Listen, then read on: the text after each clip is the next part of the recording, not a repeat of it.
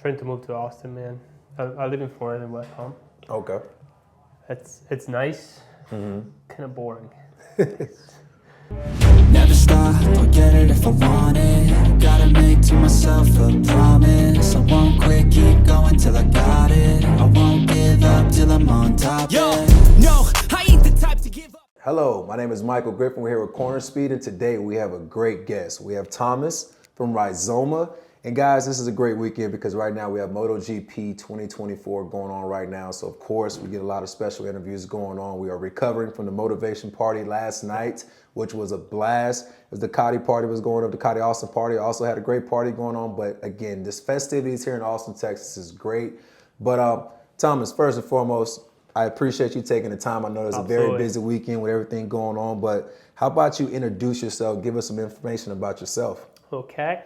So right now I am covering the position of North America country manager, mainly for Rizoma. And starting this year, I'm also their head of products for this market. So I'm helping them also developing all the new products that we're gonna release and launch from 2025 on.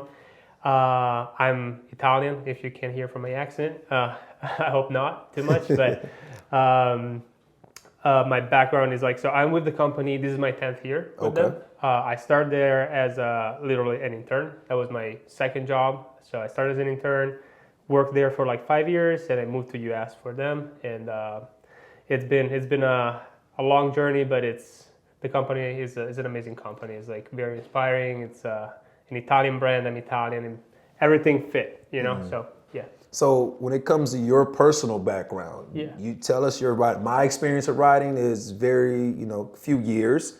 I come from I don't know if y'all say, but here's football, American. I'm just saying things, but American football, I played for 10 years. That's football for us too. Okay, the same thing for y'all. All right, cool. Sometimes you have to get the soccer or whatever more it may be. British. Got you. Soccer, But your background, riding experience, give us a little bit about that.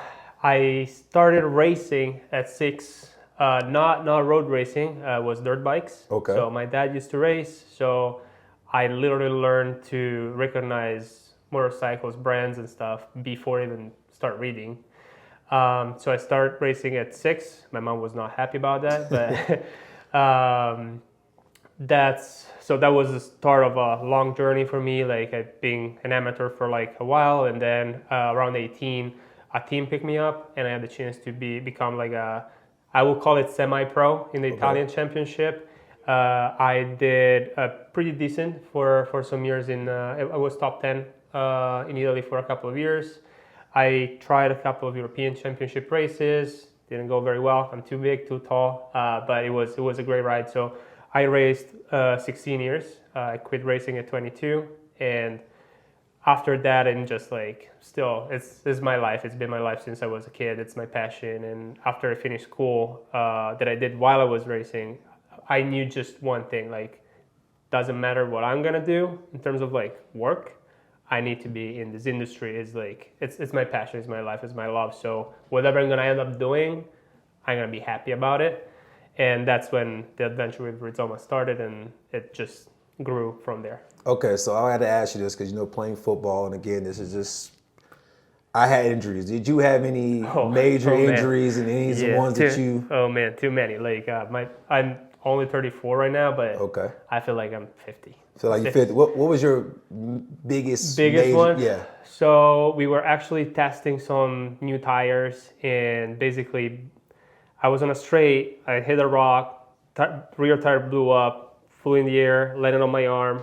And same time I broke my wrist, my collarbone, and not only broke, but dislocated.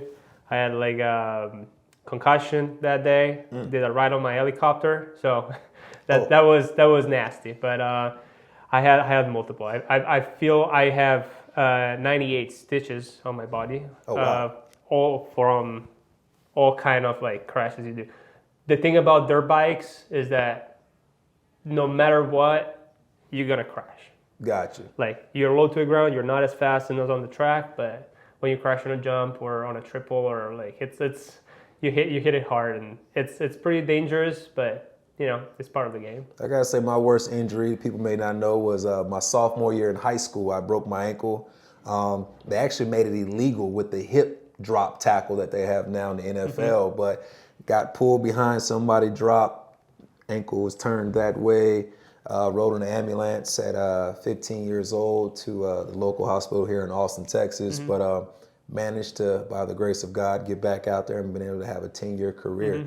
So let's get back into the product of Rizoma. Yeah. Give me a little bit about that. I read up a little bit about there were some brothers and some things. Maybe you can go more in depth in that. Yeah, so the company was born in 2001. Okay.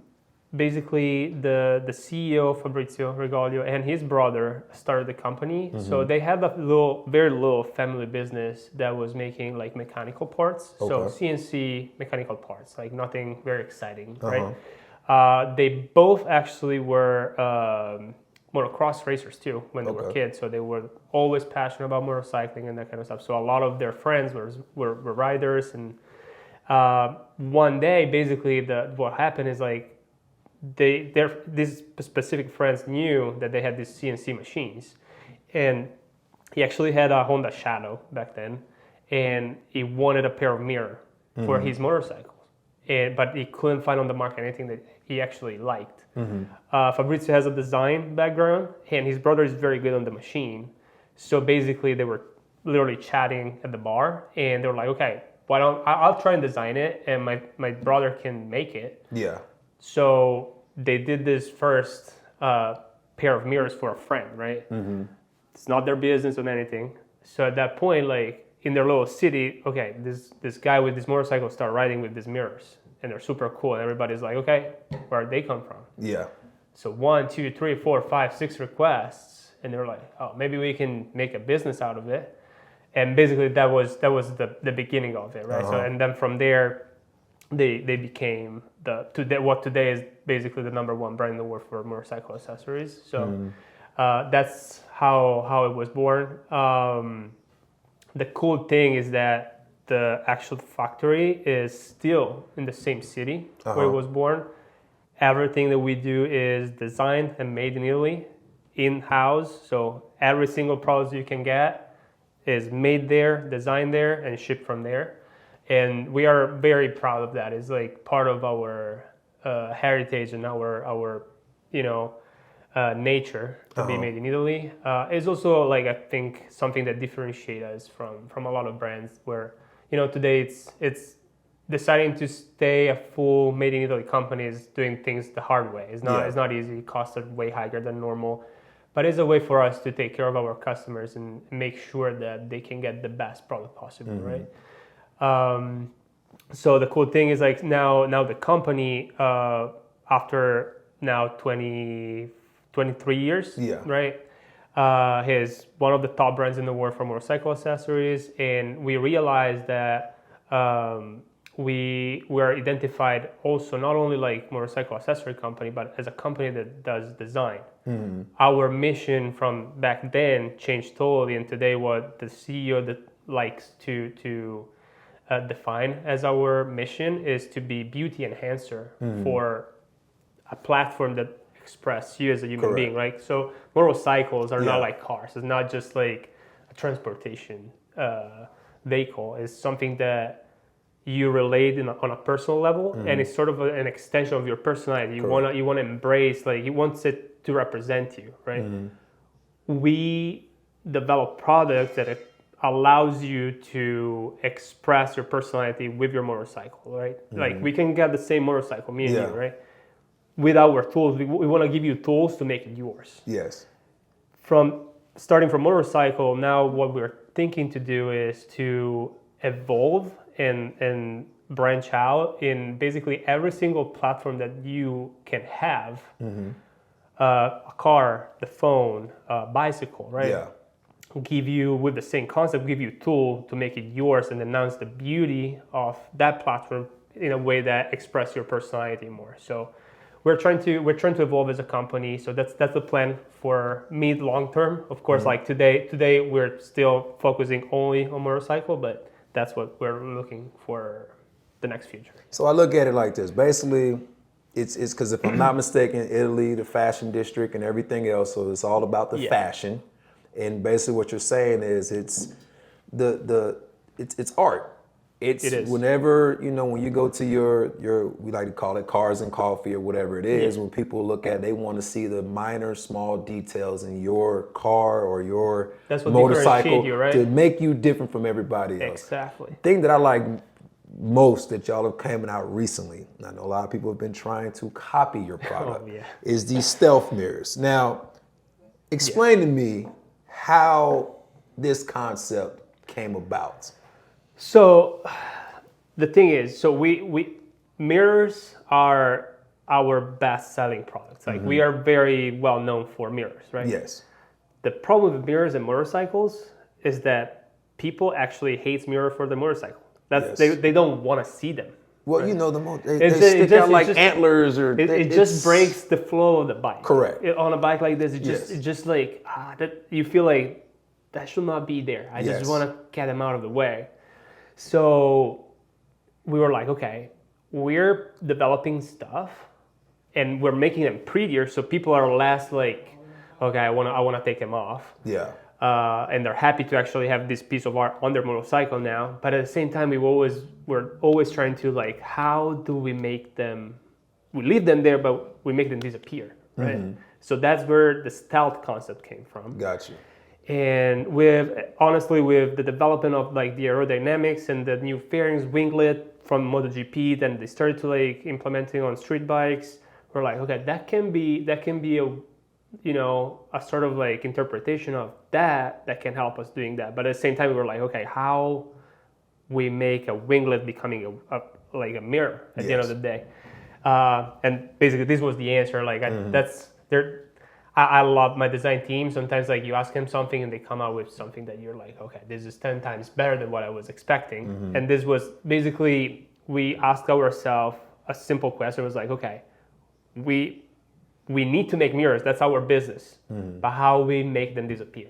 Correct. And this was the answer. And the thing I like most about them is, like you said, is make them disappear. I know someday I have them on pretty much every one of my bikes. I have them. Especially I like on my naked bike, the Street Fighter. I love how it just basically flows, that whole aerodynamic of that bike.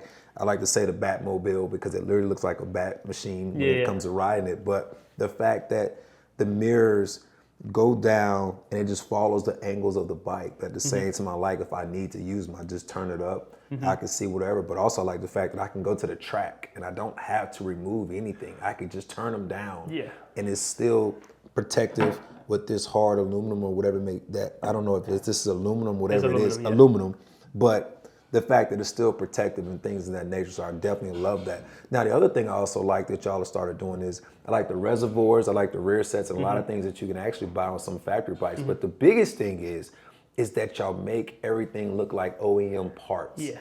That it just fits directly where it's supposed to go, and it's very easy to just, hey, screwdriver or whether it's a wrench, whatever it is, I can put it on and take it off, and it just makes it that much easier. What was that concept of making things like OEM parts rather than fabrication? So I'm very glad that you picked on that because that's the hardest part. To be honest, like as we said, like when you see a concept motorcycle, it doesn't have mirrors, it doesn't have like a fender limiter, it doesn't have turn signals, because that's what the bike is, right? All these things are external elements that you add on the bike to make them street legal. They, no matter what, they ruin the flow of the bike. Correct. Right? Now, as we said, like for this specific one, we tried to make them disappear. The other very complicated thing for our design team and development team is always being like, okay, now once I replace the OEM parts, like the mirrors, like it's very important that this product doesn't look like is an external element to the bike anymore. It has to flow with the bike. It has to integrate with the bike. It needs to be looking like it was meant to be there. While like an OEM mirrors, you see it. It's not meant to be there. Like what our best achievement is when like our mirrors, you put them on the bike, it's like, okay, those look like they're born from that motorcycle. They're like, they meant to be there. And that's the harder part to do, because especially, when you do a product to be scalable, you can't just make it this is how many motorcycles there are, right? Like I can't do a different mirror for every single motorcycle. So the harder part is like, okay, now we have to make something that not only flows with one specific motorcycle, but is actually integrates and flows with a lot of motorcycles. So it's a very complex process. But yeah, so that's the other goal that we have when we develop products is to like, they have to make your bike unique. They have to stand out somehow, but they need to look like they belong to the lines and the motorcycle itself. So it's very complicated, but I think we do it pretty right. I think you did a fantastic job. Another thing I like is that the colors. You have options. So it doesn't necessarily mean like for this bike right here, like if I want to have a blue reservoir to go with some of the blue with this bike and things that you give those options. Explain that, like what was the background behind that. I know sometimes you make a product and like this is it, but you came up with also of like, let's add color to this. How do y'all do that? To be totally fair, that's so the way we did it until now is, okay, what are the basic main color that manufacturers have on their bike, right? So because some people like me, for example, I'm full black. I like everything full black. There are some people that want parts that are like, okay, I want them to match with my bike. So if I have a Ducati, I want red parts. Correct. You know, I have a BMW, I want blue parts. So I don't have yellow parts, but you will put blue here, I'll right? definitely put blue, yes. So we try to give that option to people. The thing is, manufacturing for a company like us is the hardest part, right? Doing multiple colors is becoming more and more challenging. And no matter what, the black is always the best safest, seller. yes. That's another thing that I'm gonna say here, that it's not known yet. So we are trying to go in a way that we're gonna basically be mainly for stock black parts, but we're gonna give more customization in terms of like, you're gonna be able to customize your product and request it. It's like a custom fit, you know, request a specific color, specific lasering, that kind of stuff. So it's gonna be like a custom made. It's kind of like the program that Ducati does with their Unica motorcycles, right? We want to try and do that because at one point we're like, okay, we're giving people options, as you said, it's cool, but those options are actually limited, right? So I'd rather be like, okay, I know that 90% of the people will love black. So we're going to do that, focus on that. And then for those people that want to experiment and they want more options, we're going to do something very special for them and dedicated for them. So you don't, even if you want a specific kind of blue, right? You get that. Gotcha. You know, so it's cool that you like that. We're going a little bit of a different direction, to be honest, but it's the concept is to give people what they want in a way that, to go back to what we were saying before, you can make your motorcycle your own.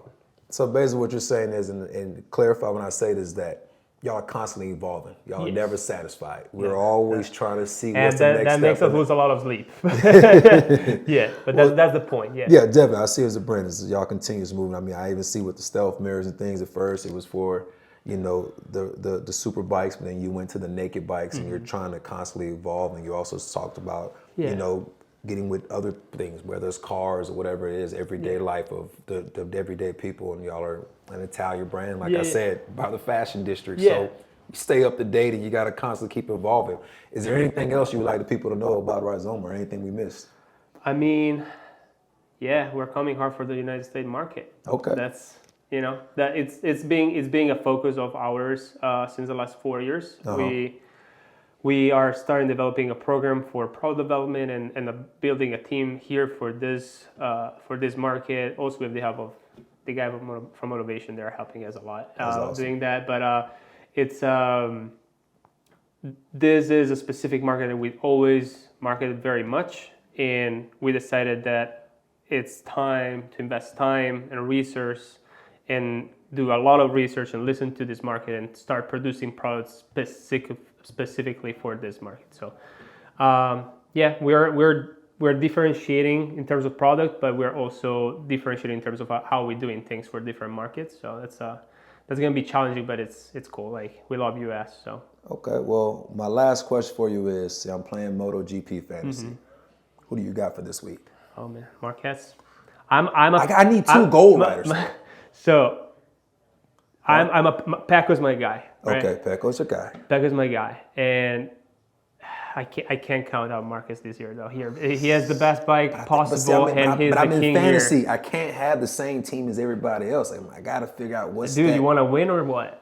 Yeah, that makes sense. Well, we appreciate everything. Man, Thank you very much. Appreciate everything. Hey, y'all, this was a great opportunity to talk about Rizoma. We really do appreciate Thomas giving us all the insights and everything about the Rizoma product. Hey, if you're trying to look for some great, I like to say, an extension of yourself for your motorcycle, I recommend Rizoma. Thank y'all very much.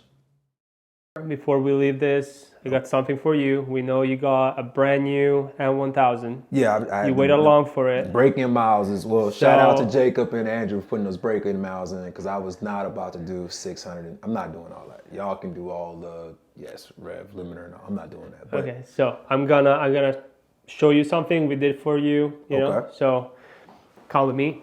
Okay. So you just said how much you like and you love your stealth mirror, right? So you have it on your other M1000. Correct. We wanted to give you the first one ever made for the 2024 M1000. Okay, so these are the brand new stealth mirrors for M1000. Oh wow! And these are literally the first one out of the factory. So yeah, first, number one, number one for Griff. So. We did a couple of things for your bike. Like you go on track with this, so we wanted to make it a little bit more racing than this is hard to do. But like there were a couple of things that we wanted to like improve. So you got the Pro Guard. That this is a device that MotoGP bikes has. This is specifically the one also on the Ducati MotoGP bike has. So a lot of motorcycle this weekend on the track is. So I like what you said, because we had this conversation about people having, and you know the bike does come with one, but the fact that now I get to make it my own personal. I like that. I like that. So my own personal. Personal. Another thing is the gas cap. So a quick release. You were saying you like some like color touches, so we kept a little bit blue ring. We wanted it black because the bike is it blends in, but we want a little blue touch for you. I like that. And another thing, this is gonna help you during your track days. We got you like a remote control for a remote adjuster for your brake lever. Oh wow! Hold on. So you mean?